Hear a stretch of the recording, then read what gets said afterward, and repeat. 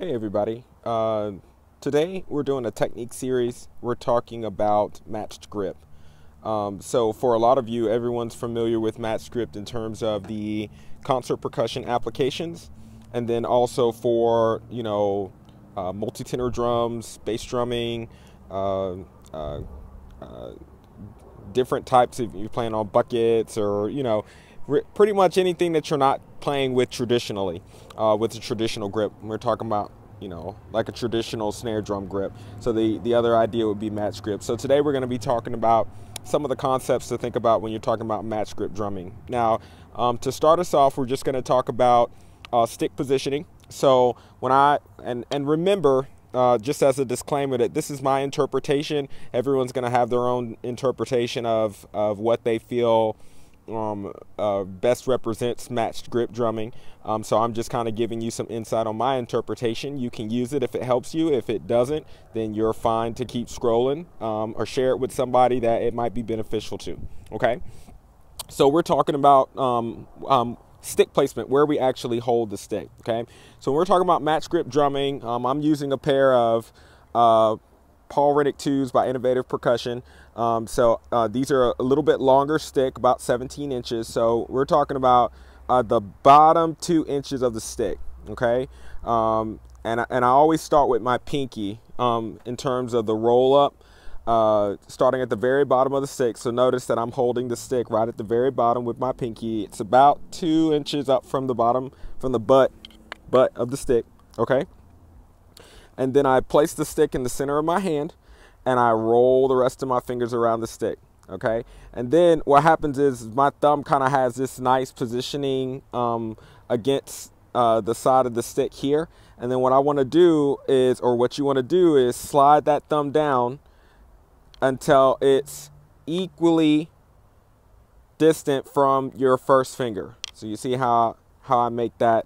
I'm placing this stick flat against it there, and my thumb and my first finger are right at about the same spot, as opposed to here. When you first initially wrap the fingers around, you see how the thumb's very high, and there's the angle that gets set up. We just want to slide that thumb down to where we get that nice 90-degree angle there in terms of where my hand is, okay, sitting on the stick. All right, and we mirror that for the same stick. So we're talking about matched grip. See how my grip is matched?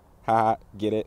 Matched grip. Okay, now in terms of the playing aspects of it, what this allows, it allows for even sound from hand to hand. Now, a lot of people will complain, especially you marching percussion enthusiasts, which I hope that's the ones that are watching this show, since I'm very marching percussion heavy, is that it's very difficult to get that even sound out of the left hand. And you're absolutely correct. I mean, you're already at a disadvantage because you got this pinky guy here that doesn't get a chance to touch the stick. So you're born with the disadvantage. You talk about traditional drumming.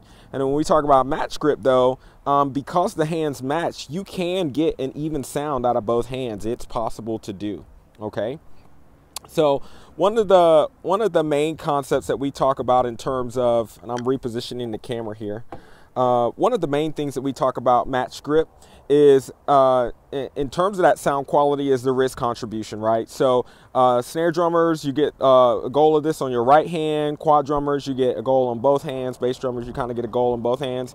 And we're moving away, at least the way that I've taught, is moving away from that traditional front fulcrum technique. Now, it's not to say that you don't need it. It's not to say that you don't use it. It's just meaning that we're going to use a lot of items, and this is just going to be one piece of the puzzle, not the overarching thing. So it's not the only thing that we're going to use, just a portion of it. Okay, and a thing that's been being ignored is the rest of these fingers on the stick. You know what I mean? Your middle finger is the largest finger that you have in your hand in terms of length. So why we wouldn't use that stick to assist doesn't really make a lot of sense. So we want to make sure that especially the middle finger and the ring finger, those two fingers are assisting and helping us getting that sound quality out of the stick, out of the drum. Okay, and we're talking about wrist contribution with the right hand for a little bit. Okay, we're talking about wrist contribution. If you look, if I'm just turning the stick with the quote unquote fulcrum here, you see the wrist contribution is very low. when I add the rest of the fingers on the stick, you see the wrist contribution is very high. And we're talking about doing the same stroke. If you look at the angle of where the stick, the same height of stroke here, but so much more wrist contribution. So that allows so much more of the rest of your muscles to be engaged in terms of playing, you know, strokes with a match grip. And how I always define in terms of sound for my students is thinking about 3 different levels. You have the first level, which is your fingers. You have the second level, which is your wrist. And then you have the third level, which is your arm. Okay. So fingers, wrist, arm. Okay. And all of those are going to be incorporated together in order to get you the sound that you want. If you restrict one of those things, then at that point you get, you know, different levels of sound that you could be getting if you were using all of them seamlessly together, if that makes sense. Okay, so we want to talk about using all 3 of those levels together seamlessly when you're playing, so that you get the most out of the stroke that you want to get, you know, the most sound that you want to get out of what you're doing. Okay, now some things to think about when we're talking about match grip. Okay, it's like, if I'm looking at the hand, am I allowed to keep this open or should I keep it closed down? Well, couple of different schools of thought on that in terms of how I think about it. If you're trying to get the most amount of the sound out of the stroke for your marching percussion applications, I always recommend keeping that closed down. Because what happens is, with more of the hand on that stick, you're going to get more sound out of that stick, right? You're going to be able to control that stick more. You're also going to be able to push that stick with a little bit greater velocity. In terms of if you have that gap open. Now, for some concert applications, I do open up my grip a little bit and I keep it more inside of my fingertips. And it just depends on, honestly, what I'm playing. As I start to get faster, I start to close down that hand a little bit. Sometimes I open it up. It really just depends on what I'm playing. And I think that's a certain level of discovery that you have to find for yourself that will allow you to use the best of what you have in order to do it. But one thing that I would say is, as you're discovering new techniques, never get rid of something unless it's detrimental to what you're trying to do. So what I'm saying is, add on to your vocabulary, but don't delete things from your vocabulary unless you find that it's detrimental for what you're trying to do. Because there's so many different ways and techniques that allows you to do different things. You never want to limit yourself from the amount of knowledge that you can get doing that. So just like this video today here is to give you just my interpretation of it and a certain level of knowledge of how I approach match grip drumming. You may find, you know, thousands other videos that give you different interpretations. And I'm not saying that my way is the right way. All I'm saying is it's another tool that you can use to assist you in your goal of being the best percussionist drummer that you can be. Okay, so another concept that people talk about, and I won't make this too much longer, just want to hit a couple of different concepts in terms of match grip. Another concept that people are talking about is finger dexterity. And what's the point of having finger dexterity, Elanders, if you're talking about using all of the muscles into your, you know, if you're using everything together, why do you need to work on these individual fingers? Well, think about it for a second here, right? If I told you that, you know, you got to use your bicep to be able to lift some weight, you know what I mean? You got to understand that using your biceps is only the front of your arm. The back of your arm and your triceps also takes a little bit of the force of that. And if you've only spent time building your biceps, you're not going to be as strong as you will be building the rest of your arm as well. Talking about total motion here. So if we're talking about using the hand seamlessly, we want to be able to use all of the portions of the muscles individually, right? So that's talking about being able to break down what these fingers are doing. And a really good exercise, and I think I demonstrated this in one of my videos before, I might have, that I picked up from Joe Hobbs.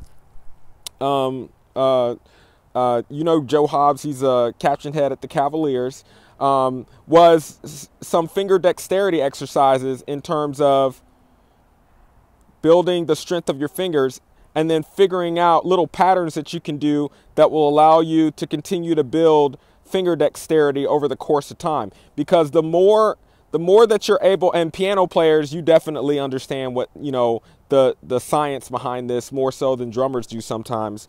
The more that you can build the individual strength, mobility, agility, endurance of these fingers, the better drummer that it's going to make you be, you know, at the end of the day. You're going to be able to do things that you would not have been able to do if you did not work on the dexterity of these fingers in terms of the isolation. And that's on both hands, right? You want to be able to have that dexterity on both hands. Oh, show you here. Boop, boop, boop, boop. Right? That dexterity on both hands. So think about making sure that we're able to do all of that. And an exercise that I do when I'm playing with sticks that I learned during my drum corps days was isolating just that finger. So we're talking about like a single finger isolation. 1, 2, 3, 4. And then seeing if I can move the stick at the same height with just one finger, right? So start with the first finger, you see the height, second finger, third finger. It gets more difficult as you get to the pinky, and you got to use a little bit more wrist, right?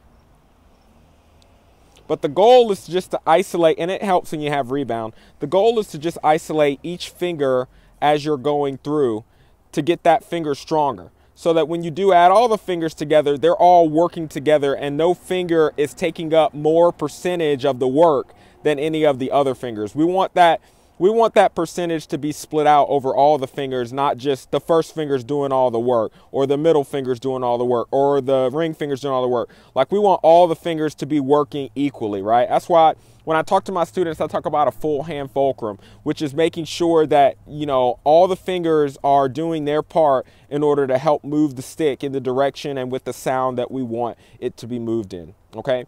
So I hope this video has been educational a little bit in terms of how to approach a matched grip kind of stroke there, okay? Just keep in mind, like I said, that the goal is relaxation, right? So as you're building your ability to play matched grip, you don't want to restrict any muscles when we're talking about the three groupings: fingers, wrist, and arm, because as you restrict one, what you're doing is if you restrict one, you're going to restrict the full potential of what that stroke could be sound-wise and clarity-wise, okay? So you want to make sure that you're able to utilize all of those, okay? If you guys have any more questions, elfsnare.